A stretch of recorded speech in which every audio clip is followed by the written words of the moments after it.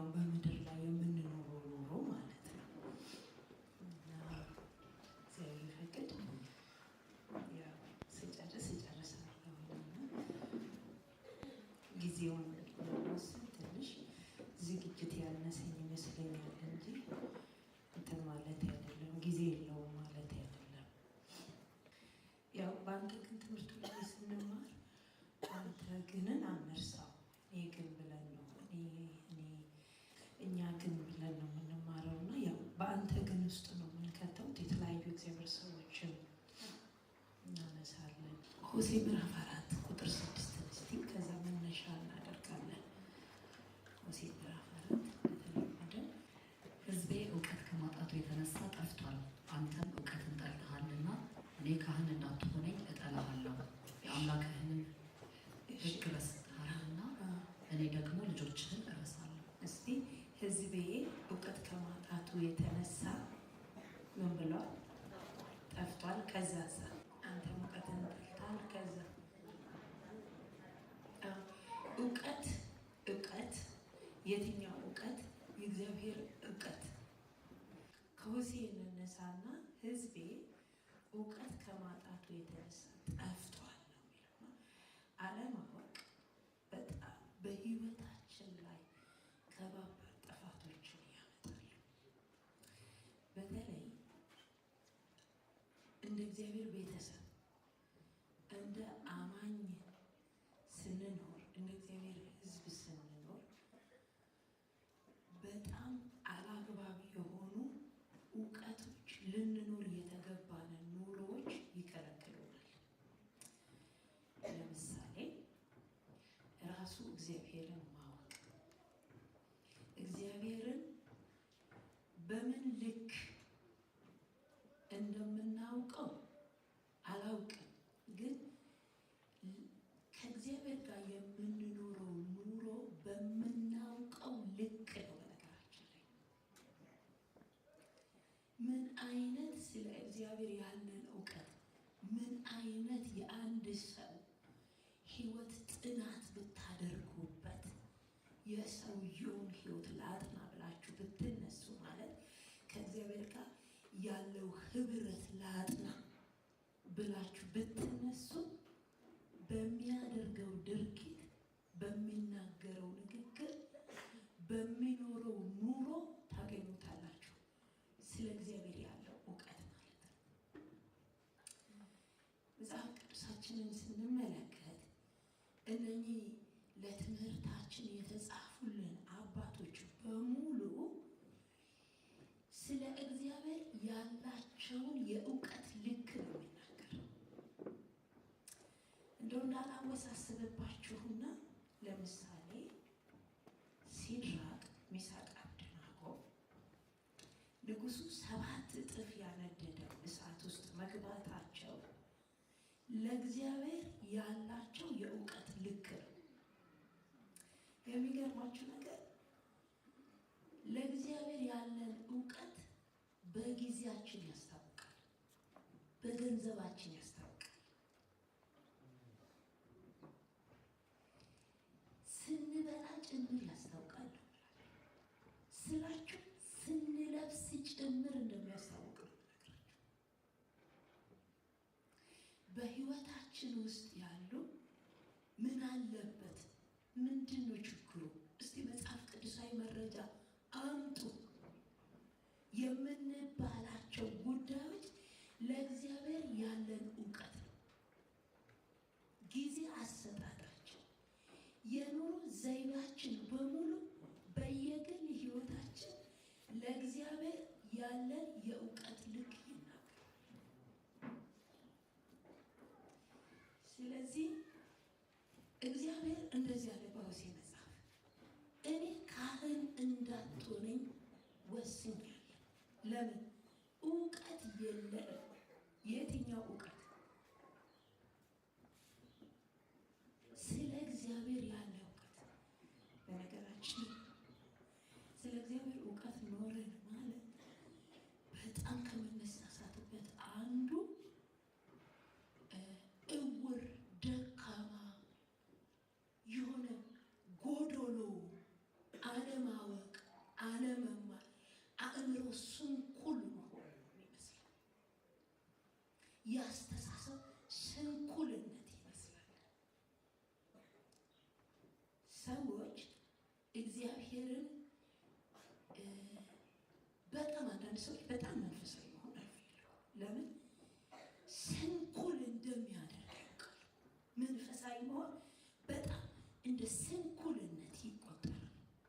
ለአንዳንድ ሰዎች ከባድ እሞራበት፣ ከባድ ውድቀት። ስለዚህ የሆሴዕ መጽሐፍ የኤሊ ልጆች ይላል ሳሙኤል ላይ የኤሊ ልጆች ምናምንቴዎች ነበሩ ይልና እግዚአብሔርንም አያውቁትም ነበረ ነው የሚለው። አያችሁ፣ እግዚአብሔርን አለማወቅ ምናምንቴ ያደርጋል። ዱርዬ ማለት ምንም የማያውቅ ማለት ዱርዬ ማለት ምን ማለት ነው? በእኛ ቋንቋ እኛ የምንለው ፀጉር የተንጨባረረ ቆሻሻ ልብስ ምን የፈለገው ነው የምናገር ምናምን ማለት አይደለም። ስለዚህ እግዚአብሔርን ማወቅና አለማወቃችን በየዕለት ኑሯችን ልኩ ይታያል። ግን እግዚአብሔርን እውቀት ስለሌለ አንተ ለእኔ ካህን መሆን አትችልም። ስለ እስራኤል ሕዝብ ነው የሚናገር። ከርዕሴ አልወጣሁም። ይሄን ማንሳት ስላለብኝ ነው። ስራና መንፈሳዊነት ብዙ ጊዜ ቤተ ክርስቲያን ውስጥ በጣም የምንሳሳትባቸው ህይወቶች፣ ትምህርትም ያልተማርንባቸው ህይወቶቻችን ናቸው። በአንድ አማኝ ህይወት ውስጥ ብዙ ጊዜ ምን ይባላል? ዓለማዊ ህይወቴና መንፈሳዊ ህይወቴ ተብሎ ይለያል። ቸርች ውስጥ ይሄ የተለመደ ቋንቋ ነው። በነገራችን ላይ አንድ አማኝ ምንም ዓለማዊ ህይወት የለው። ሲማር ዓለማዊ ህይወት የለው፣ ሲሰራ ዓለማዊ ህይወት የለው፣ ሲያገባ ዓለማዊ ህይወት የለው፣ ልጅ ሲያሳድግ ዓለማዊ ህይወት የለው፣ ባለስልጣን ቢሆን ዓለማዊ ህይወት የለው፣ ገበሬ ቢሆን ዓለማዊ ህይወት የለው፣ ነጋዴ ቢሆን ዓለማዊ ህይወት የለው፣ ተማሪ ቢሆን ዓለማዊ ህይወት የለው። ሁሉም ነገራችን መንፈሳዊ። እንግዲህ አሁን እኔ ስታስቡ አውላንቺማ ልክ ነው፣ ምን ዓለማዊ ህይወት አለሽ? ሊመጣባችሁ ይችላል፣ ላይመጣባችሁ ይችላል። የሁላችሁንም ነው። ትዳራችን መንፈሳዊ ነው፣ ትምህርታችን መንፈሳዊ ነው፣ ስራችን መንፈሳዊ ነው፣ ልጆች መውለድ መንፈሳዊ ነው። አንድ አማኝ ህይወቱ በሙሉ ሙሉ ለሙሉ መንፈሳዊ ነው። ማን ትዝ ይላችኋል? እስቲ ከመጽሐፍ ቅዱስ በጣም የተማርነው ያውጪ አንተ ግን ጋር የምናነሳው ሰው ዳንኤል የትኛው ህይወቱ ነው ዓለማዊና መንፈሳዊ ህይወቱ? ሁሉም ህይወቱ መንፈሳዊ ነበር። ዓለምን የገዛ መንግስት ውስጥ ደጋግሜ እናገራለሁ፣ የአጋንንት ምድርና ቤተ መንግስት ስልጣን ላይ ተቀምጦ ግን ህይወቱ መንፈሳዊ ነበር። ስራው መንፈሳዊ ነበር። ለማ ለዳንኤል። አሁን ባላንሱ ነው ብዙ ጊዜ የሚቸግረን። ለዚህ ነው ልክ ስራ ስንሰራ ዓለማውያን ነን፣ ልክ ቸርች ስንመጣ መንፈሳዊያን ነን። እዚህ ስንመጣ ደንዛዛ የማይረባ አእምሮች የተሰባሰቡበት ድንዝዝ ያለ ሆነ የምናለቅስ ጌታዬ እስቲ ጃጃችሁ ምናምን የምንባል ወይ ደግሞ ህይወታችንን ቸርች ስንመጣ ጨዋ አድርገን የምንመጣበት በቃ ይሁንላችሁ እስቲ ብለን የምንሄድበት እኔ ግን የምንልበት ህይወቶች ነው የተያያዘ እውቀቱም ስለሌለ። መጽሐፍ ቅዱሳችሁን በሙሉ ብታነቡ በጣም አንዳንድ ጊዜ እኮ መጽሐፍ ቅዱስ ውስጥ ምሁራን የሌሉ ነው የሚመስለን።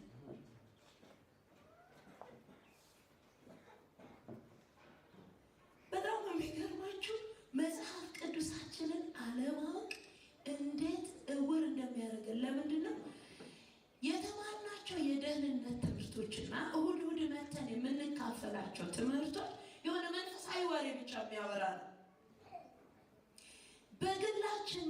ቅዱስን ብታነቡ ግን ምድርና ሞላ ውስጥ ያለው ሁሉ መንፈሳዊ የሆነው የተጻፈልን ማለት ነው። ስለ ምን እየተማርን እንደሆነ አላውቅም። ሐዋርያት ሥራን መሰለኝ እየተማርን ስለ ሐዋርያው ጳውሎስ የተማረበት ዩኒቨርሲቲ የተማረበት ልክ ሙሴ በጣም የተማረ ሰው ነበረ። በጣም ግን መነጽራችን ሁሉ ጊዜ አንድ ሞኛውን በቃ ደግ ሰውዬ በቃ ለእግዚአብሔር የተሰጠ በቃ እንግዲህ እግዚአብሔር ለአንተ ራሴን ሰጥቻለሁ በቃ እንግዲህ መከራ እቀበላለሁ ብሎ የገባ ሰው አይደለም። በጣም በእውቀት ነው ራሱን የሰጠው። በጣም የተማረ ሰው። ከዚህ የተነሳ እነኚህ እውቀቶች ስለሌሉን ወይንም ሚዛን ስለማይጠብቁ ህይወታችንን ለሁለት የምንከፍልበት ህይወቶች ይዘን ስለምንሄድ ለቸርች ያለን አመለካከትና ለሌላው ህይወታችን ያለን አመለካከት በጣም ከባድ ነው። እዚህ ብዙ ወጣቶች አላችሁ። እግዚአብሔር ይመስገን ህይወታችንን እንዴት መምራት እንዳለብን የምናውቅበት ጥቂት ነገር እናገኛለን ብዬ አስባለሁ። በመጀመሪያ ደረጃ ወደ ዋና ሀሳብ ከመሄዳችን በፊት ስለ ማንኛውም ነገር ያለን እውቀት ትክክለኛ ነው ብላችሁ ብዙም አትመኑት። መጽሐፍ ቅዱሳችን በመጽሐፈ ምሳሌ ምዕራፍ 3 ቁጥር 5 እስከ 6 አንዴ እሱን ብናነብና ኢሳይያስ 11 ደግሞ ከአንድ ጀምሮ ብናነበው ደስ ይለኛል። አቀስ 5 እስከ 6 እና ኢሳይያስ 11 በፍጹም ልብህ በእግዚአብሔር ታመን፣ በራስህ ማስተዋል አትደገፍ። በመንገድ ሁሉ እርሱን እወቅ፣ እርሱም ጎዳናህን ያቀናልሃል። ኢሳይያስ 11 ከእሴይ ግንድ በትር ይወጣል፣ ከስሩም ቁጥቋጦ ያፈራል። አሜን። የእግዚአብሔር መንፈስ፣ የጥበብና የማስተዋል መንፈስ፣ የምክርና የኃይል መንፈስ፣ የእውቀትና እግዚአብሔርን የመፍራት መንፈስ ያርፍበታል። አሜን። መጽሐፈ ምሳሌ ላይ ምሳሌን የጻፈ ማን እንደሆነ ታውቃላችሁ? ከብዙ ቅዠቶች በኋላ የተጻፈ መጽሐፍ ነው እና እንግዲህ ጠቢቡ ሰለሞን ታውቃላችሁ መጨረሻ ላይ እኮ እውቀትን እብደት ብዬዋለሁ ብሎ ግራ የገባው ህይወት እንደኖረ የሚናገር ሰው ነው። በምን የተሞላ ሰው? በከባድ በእግዚአብሔር እውቀት የተሞላ ሰው። መጀመሪያም ሰለሞን አስደናቂ ጥያቄ እግዚአብሔርን ሲጠይቅ ህዝቡን መምራት የሚችልበትን እውቀት ስጠኝ ነው ያለው። አያችሁ፣ ያ እውቀት ነው እንግዲህ እግዚአብሔር ህዝቡን መምራት የሚችልበት። አሁን እዛ ህዝብ ላይ ነው የቆመው የሰለሞን እውቀት። ሰለሞን ስለ እንስሳ ብትጠይቁት ያውቃል። ሰለሞን ስለ እጽዋት ብትጠይቁት ያውቃል። ሰለሞን ስለ ማዕድን ያውቃል። መጽሐፍቶቹ ላይ ሰለሞን የማያውቀው እውቀት የለም። ግን ምን ይላል እዚህ ጋር? በራሳችሁ እውቀትና ማስተዋል አትደገፉ። ለምንድን ነው የማንደገፈው?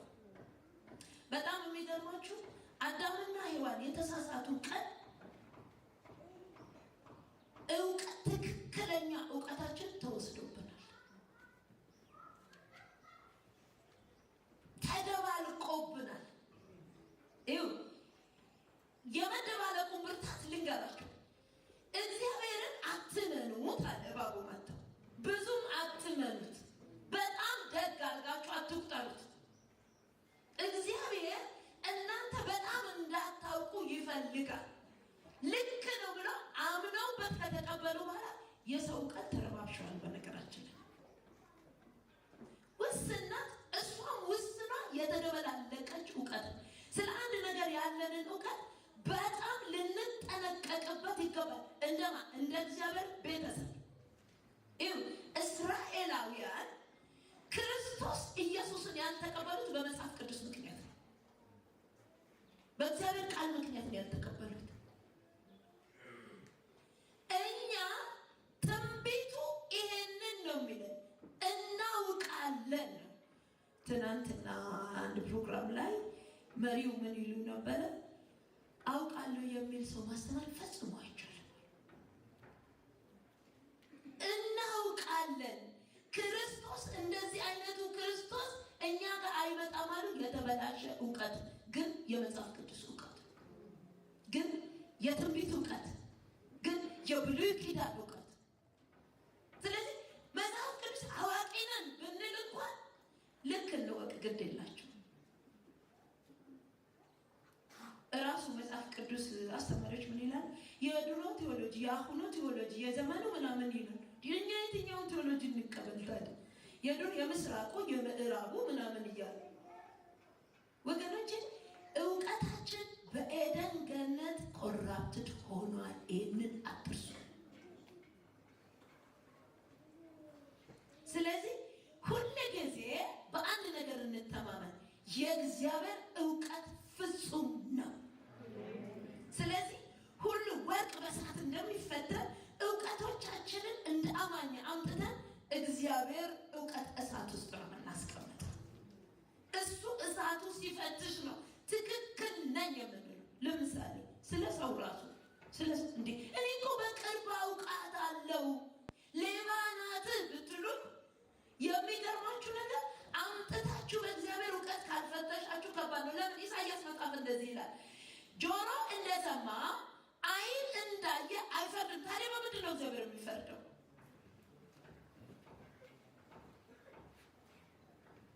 በነገራችን ላይ አንድ ሰው ሲገድል ተኩሶ እኮ ነው የገደለው፣ ተኩሶ እኮ ነው የገደለው ብትሉ እግዚአብሔር የተኮሰበትን ሞቲቭ ጭምር ነው እውቀቱ።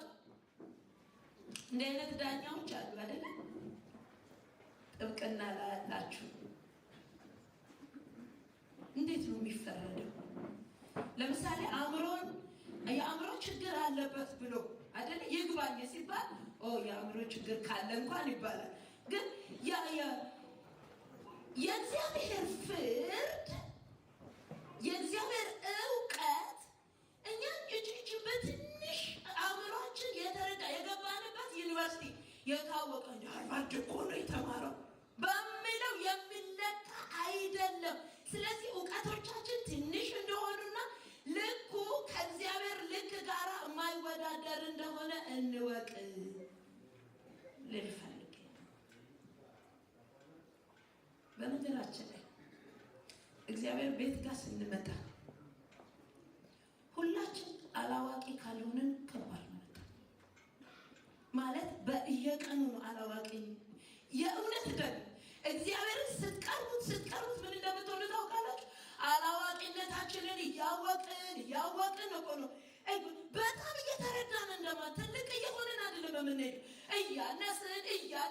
እያነስን ዛሬ አሁን ስንመጣ ከናፊ ጋር አንድ ነገር አለ። በቃ እኮ ምንም አናውቅም። ምክንያቱም በዚህ ሳምንት እኛ የቆየንበት ከነናፊ ጋር የቆየንበት ፕሮግራም አናውቀውም ነበረ። አሁንም ምን እየሆነ እንኳን እንዳለ አናውቀውም። በጌታ በኢየሱስ ክርስቶስ እግዚአብሔር ወደ ራሱ እውቀት ያስገባል።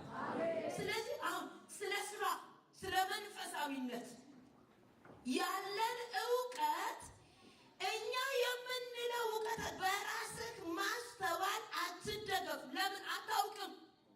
አናውቅም። እስቲ አናውቅም ተባባል።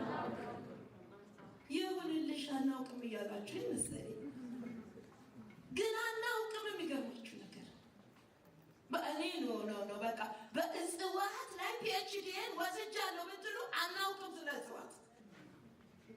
የእውነት እኮ ነው የምነግራችሁ።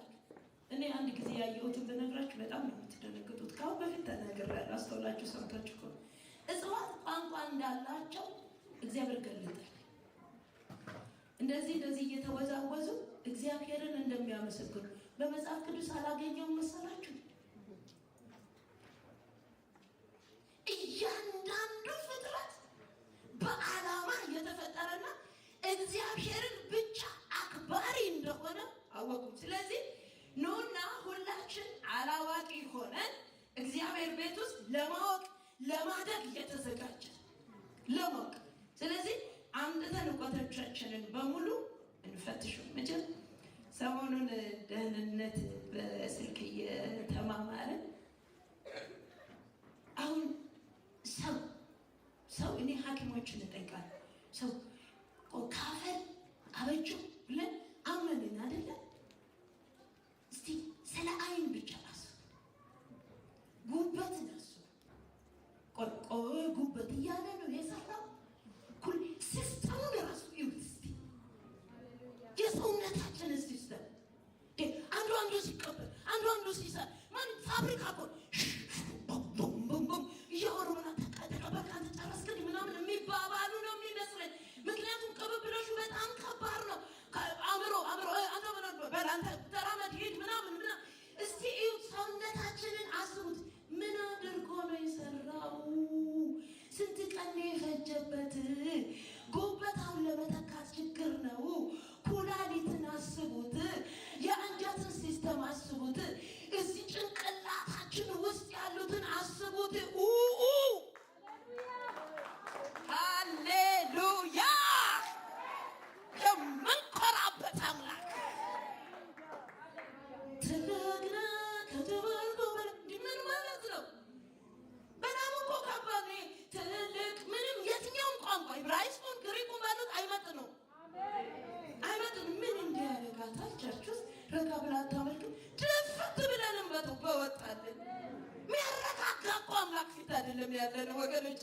በእውነት አንዳንዴ እናንተን እየፈራው እንጂ ምን አጋጊ ምነካት እንዳትሉ ግራ እኮ ነው የሚገባው። እግዚአብሔርን ማምለክ ዶክተር ሰለሞን ከበጋ እንመሳሰላለን አለ። ከፍየል እስከ አልኩት የሰውነታችንን ከበጋ እንመሳሰላለን። ከብቶች ቁጭ ብላችሁ የጣቶቻችንን እንቅስቃሴ ይሁት።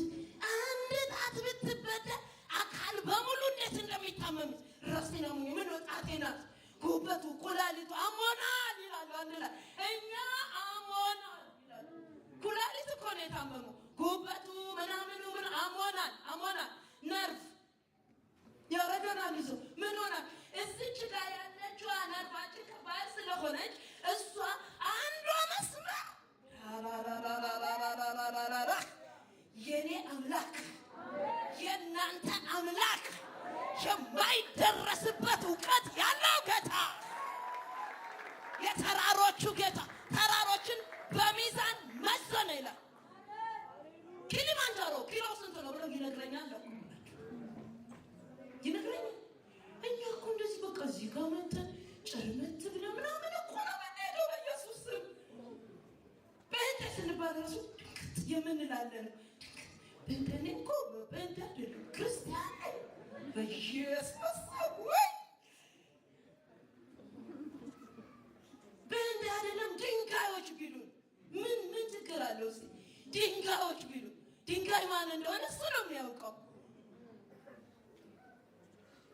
ስለዚህ እውቀታችንን በጣም ልንፈትሸው ይገባል። ስራ እንግዲህ ዓለማዊ ሕይወት የለንም ብያለሁ። በክርስትና አንድ አማን ዓለማዊ ሕይወት ነጋዴ ነው፣ መንፈሳዊ ነው ንግዱ። አስተማሪ ነው፣ መንፈሳዊ ነው ማስተማሩ። ተማሪ ነው፣ መንፈሳዊ ነው።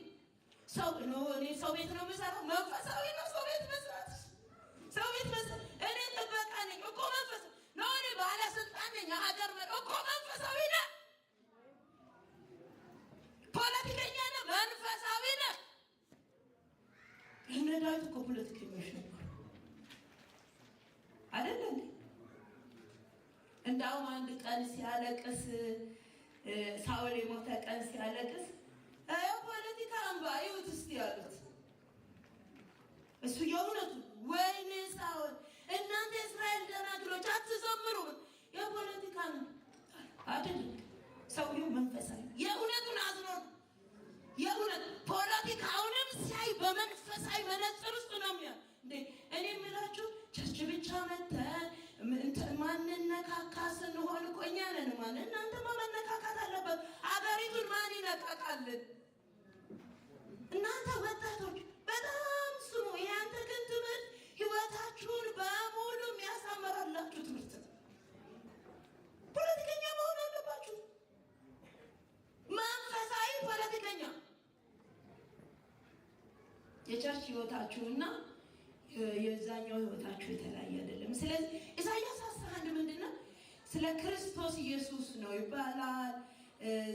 7 ወይ 6 ጥበባት ይላሉ። ግን ምንድነው? ስለ እግዚአብሔር ማስተዋል፣ ስለ እግዚአብሔር ጥበብ፣ ስለ እግዚአብሔር እውቀት ነው የሚናገረው። እዛ የእግዚአብሔር እውቀት ያርፍበታል። የእግዚአብሔር ጥበብ ያርፍበታል። የእግዚአብሔር ጥበብ ማንን አስታወሳችሁ? የተደባለቀ እንዳይመስላችሁ። አሁን እኔ እየተናገርኩ ያለው የሚኖረን በስራና በመንፈሳዊነታችን ሊኖረን የሚገባ ትክክለኛ እውቀት ነው የምናገረው። የእግዚአብሔር ጥበብ ይኸው ሰለሞን 2 ሴቶች እኩል እያለቀሱ፣ እኩል እየጮሁ፣ እኩል ቋንቋ እየተናገሩ መጡ። እንደው ያኔ ዲኤንኤ ምርመራ ኖረ ብላችሁ እንኳን እኮ ጊዜውም አይበቃም። በጣም የተጣደፈ ቶሎ መነገር ያለበት ፍርድ መሰጠት ያለበት። ግን ሰለሞን በጣቱ ተቀብሎ ስለነበረ በቃ ሁለታችሁም የልጁ ባለቤት ነኝ ነው የምትሉት? አዎ በቃ ሰይፍ አምጡና ልጁ ለ2 ይሰንጠቅና ውሰዱት ሲል እናቴ የሆነችው አያወሩልሽ የእግዚአብሔር ጥበብ የእግዚአብሔር እውቀት። አንድ ሀሳብ ብቻ ለክቼ ሳምንት ስለምቀጥል ሰው ክቡር ፍጥረት ለስራ የተፈጠረ ነው። አካላችንም ቅድም እንደነገርኳችሁ የጉልበታችን መተጣጠፍ፣ የእጃችን መተጣጠፍ፣ የአንገታችንን ይሁት እስኪ አንገታችን ደግሞ 4 ማዕዘን ቢዞርም ችግር ነው መሰለኝ። 4 እንደዚህ የሚሽከረከር እንዳሻንጉሊት ቢሆንም ችግር ነው መሰለኝ እግዚአብሔር። ከዛ ደግሞ ወደዚህ ጋር እንደዚህ እንድንዞር አደረገ። ሁሉ አካላችን ለስራ የተፈጠረ ሰው ለስራ ግን ስራው አምልኮ ተደርጎ የተፈጠረ ነው። ዘፍጥረት 1 ጋር ሄደን ነካ አድርገነው እናልፋለን። ዘፍጥረት 1 ምዕራፍ 1 ቁጥር 26 እና 27፣ ዘፍጥረት 2 15 እስከ 18 ድረስ እግዚአብሔርም አለ ሰውን በመልካችን እንደ ምሳሌያችን እንፍጠር፣ የባህር ዓሦችና የሰማይ ወፎችን እንስሳትና ምድርን ሁሉ በምድር ላይ የሚንቀሳቀሱትን ሁሉ ይግዙ። እግዚአብሔርም ሰውን በመልኩ ፈጠረ፣ በእግዚአብሔር መልክ ፈጠረ፣ ወንድና ሴት አድርጎ ፈጠራቸው።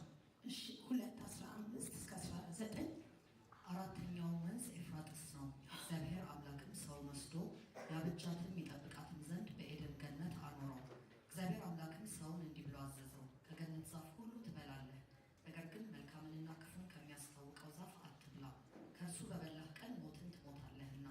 እግዚአብሔር አምላክም አለ፣ ሰው ብቻውን ይሆን ዘንድ መልካም አይደለም፣ የሚመቸውን ረዳት እንፍጠርለት። ምዕራፍ 1 ላይ ያው 26 እና 27 እንደምታውቁት ሰው ተፈጥሮ የተሰጠው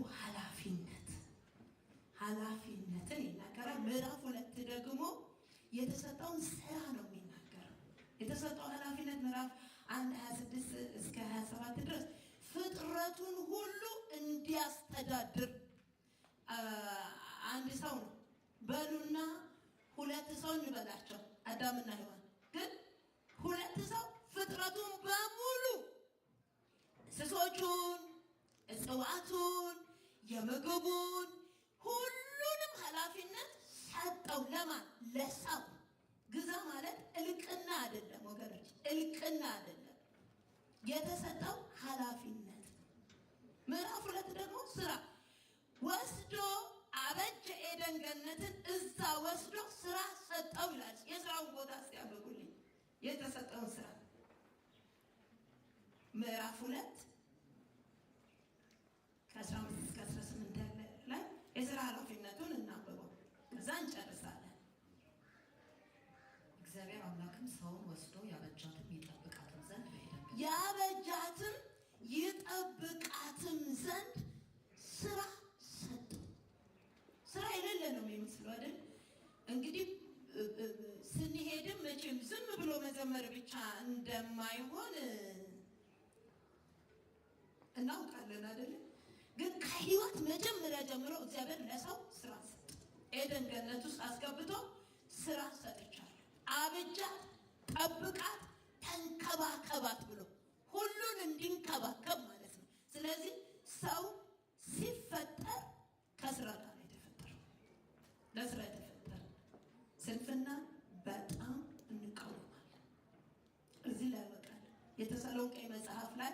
ምዕራፍ ሁለተኛ ተሰሎንቄ ምዕራፍ 3 ቁጥር 10 ላይ የማይሰራ እጅ በሙሉ እንዳይበላ ምግብ እንዲከለከል ሐዋርያው ጳውሎስ አዘዘ። ለምንድን ነው?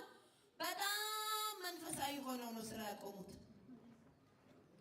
ጌታ በቅርብ ስለሚመጣ ስራ ምን ያደርጋል እያሉ ቸርቾቹን በወሬ በጠበጡ።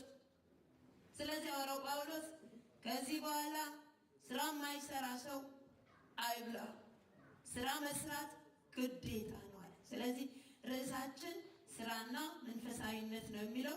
እችን እያሰላሰልን ለሳምንት እንቆያለን። አንደኛ እውቀቶቻችን በእግዚአብሔር እውቀት ሊፈተሹ ይገባል። ያለንን እውቀት በሙሉ አምጥተን የእግዚአብሔር እውቀት እሳት ውስጥ ከተን እንደ ወርቅ እውቀቶቻችን ተፈትነው ሲያልፉ ነው ትክክል ነው እኔ ይህንን አውቃለሁ ማለት የምንችለው። ሁለተኛ ከስራ ጋር ነው የተፈጠረው። አካላችን ራሱ ይናገራል፣ መጽሐፉም ይመሰክርብናል። ሰው ሲፈጠር ስራ እንዲሰራ ተደርጎ መጽሐፍ ቅዱሳችን በከባድ ሁኔታ ሰነፍ ተማሪ ይጠላል፣ ሰነፍ ሰራተኛ ይጠላል። ቤተ ክርስቲያን የሰነፎች መሰባሰቢያ አይደለችም። ይልቁኑ የብርቱ የኃያል ሰዎች መሰባሰቢያ።